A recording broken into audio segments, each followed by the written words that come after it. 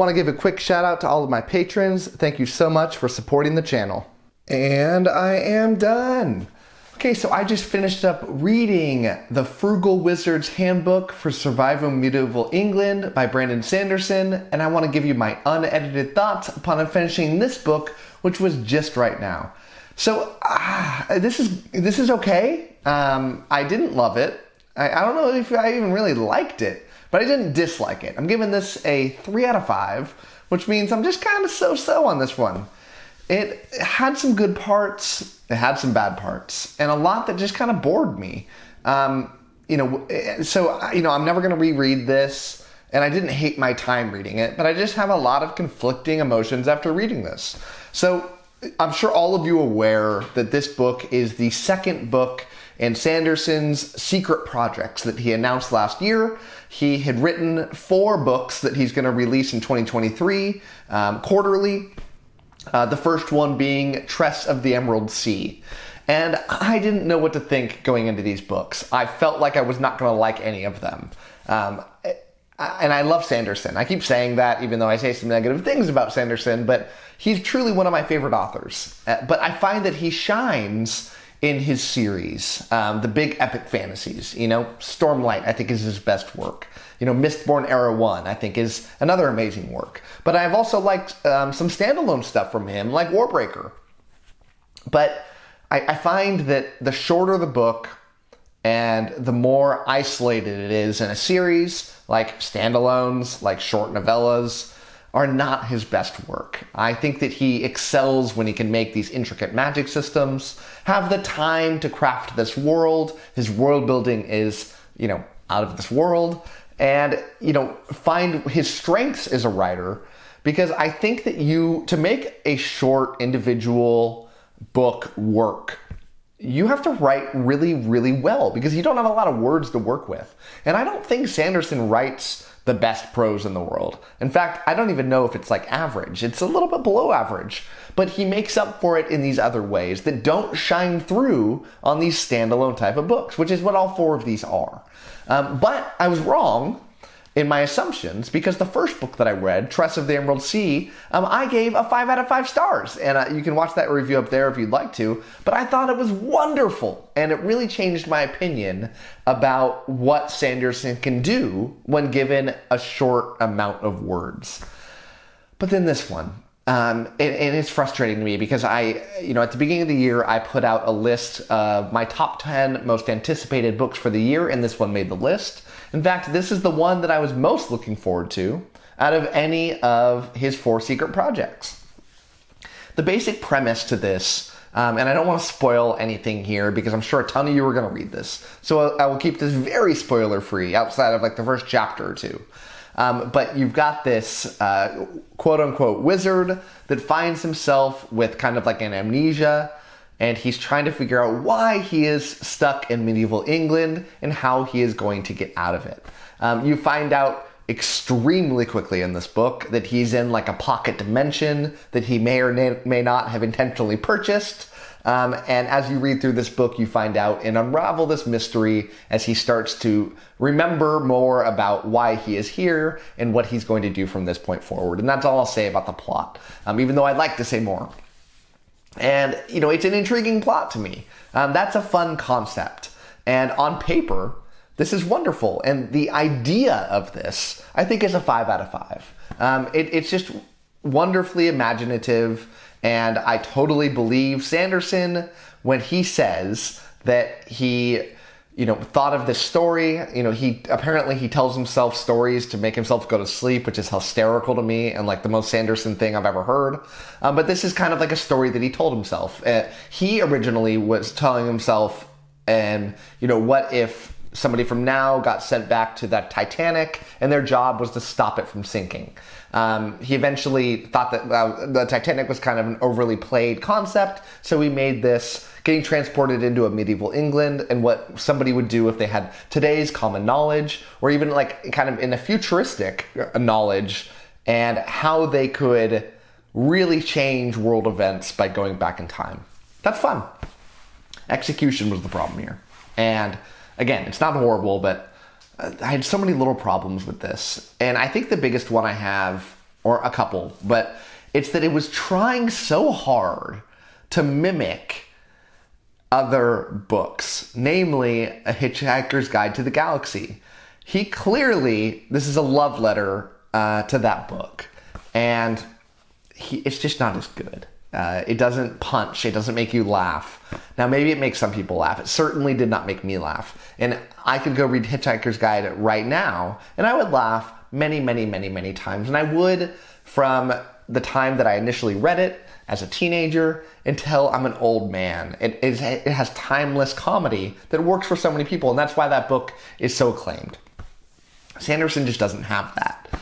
And it's frustrating to me because I feel like Sanderson's almost caught in this positive feedback loop where he's so big that, you know, his books are going to be acclaimed no matter what, unless they truly are atrocious. And I don't think he's capable of coming out with a book that's atrocious. But he comes out with these books sometimes that are like average, average writing, average plot, average stuff.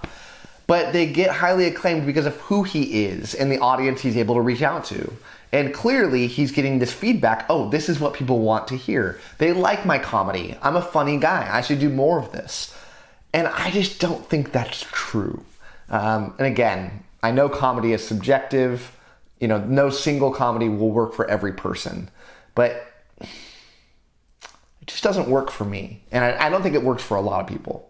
And again, it works for some. And I think he's going in this wrong direction. I think we're going to keep seeing this out of Sanderson, and him trying to be Terry Pratchett-esque. And I know the guy loves Terry Pratchett because I've heard him quote Terry Pratchett before, kind of intimate knowledge about Terry Pratchett. And that's not like unique. I'm sure most fantasy authors love Terry Pratchett in some way because he's an amazing guy and wrote amazing books. And behind me you can see that I clearly love Pratchett as well. I have a lot of books standing out on my bookshelf, especially closer to where I am in the frame here. But so that's a big problem. And he just keeps trying to be funny and it doesn't work. The other problem I have is that he's trying to copy these other styles. And it's just kind of like a knockoff of them. You know, I would say this is kind of a hybrid of Hitchhiker's Guide with this Jason Bourne type stuff. Not so much in the, awesome badass, but in the amnesia slowly trying to come out of it and realize what's going on thing. And it's not as good as The Bourne Identity in those books, in those movies. Maybe they're books, I didn't read them, but in those movies as well. So yeah, I feel like he just needs to do his own thing. I didn't feel like Trust of the Emerald Sea was copying something. I'd say it had a lot of thematic similarities to Princess Bride, but it wasn't Princess Bride. It was its own thing. And I think this one would have benefited by being its own thing as well. Now, I say that as a bit of a hypocrite because the parts that I love the most of this book were these moments that felt almost the most Hitchhiker's Guide in the book. It took every few chapters, you would get a break in this story that's going on, and it would be reading some pages out of this guide on what to do if you find yourself stuck in medieval England intentionally, and why are you there, and what kind of dimensions can you purchase, and what are the limitations and the pricing. It's pretty funny. It's not like laugh out loud funny, but it's good writing. And I could have read a whole book that was that. But when we got back to the crux of the story, what 90% of this book was, it suffered. There was a very predictable twist towards the end of this book that sucks because I find that Sanderson hides his twists so expertly well. And this one just wasn't. I know that a large amount of people that are going to read this will know what the twist is going to be well before it happens because it's just telegraphed and not Sanderson-esque. And even if I didn't know what the twist was, the execution of it didn't give me that aha moment or, wow, this really changes my perception of things. It felt really lackluster. Just predictable ending, and I don't like that at all. It ruined another thing that I love about Sanderson. So it was entertaining though. I had some fun reading this, but I can't put this high up on my list. It wouldn't make my, top 10 favorite Sanderson book list. Maybe actually it'd be like closer to 10. I don't know that I've read a million Sanderson books, but yeah. I do suspect that I'm not going to have a popular opinion here, though. I think that I'm going to hear lots of people saying, this is amazing, classic Sanderson, he's done it again. And, you know, I don't want to sit here and claim that people just get caught up in the hype and they want to be part of that hype train and it influences them. You know, yeah.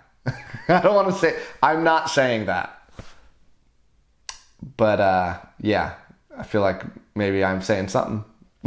But yeah, anyways, I feel like a lot of that stuff happens and it's hard to stop. I find it influencing me a lot on things, and I try really, really, really hard not to let it influence me. But I can feel that pressure and that influence that happens. And I've had that happen to me before I started doing videos. And one of the reasons I started this channel was so that I could give you that perspective of somebody who's figured out a way to not let that influence me. And I do several things to not let myself do that. One of which is I don't read about books beforehand. I don't read reviews beforehand. I don't read anything beforehand. I go in blind. And I feel like that helps me a lot on this. And I also try to constantly remind myself, you know, I don't care who wrote this. Let's pretend that the person who wrote this is a nobody. It doesn't matter. I want to review this book for what it is. But for whatever reason, we're going to see all 4 of these books, regardless of quality, be universally acclaimed. And you know what? Good for Sanderson. I like seeing fantasy authors, especially fantasy authors that I like, get very good things heaped onto them, and the influence that it will have on other fantasy authors and fantasy in general, and increasing the profile of fantasy. These are all wonderful things, and I applaud Sanderson. I just want him to get back to the stuff that I love. I'm hopeful that I'm going to see these other secret projects still be good. There's one more, and the one sentence blurb that I've read about it is a concept that intrigues me. But let me get more Stormlight. Let me get more books like Mistborn Era 1. Let me get these epic fantasies. You know, so yeah, hate to be the one disappointing person out there in BookTube that is going to say some negative things about this. Maybe there will be another one, but I feel like it's probably just going to be me, but that is just my lot in life. So thank you so much for watching this review, and as always, happy reading to you. Thank you so much to my patrons, with a special shout out to my Ascendant tier patrons, Anna, Ben, Brian, CJ, Donute, Darren, Jamie, Maria, Michael Sugarman, My Book is Lit, Romeo Mike, Ron Reich, Russell, and Sky.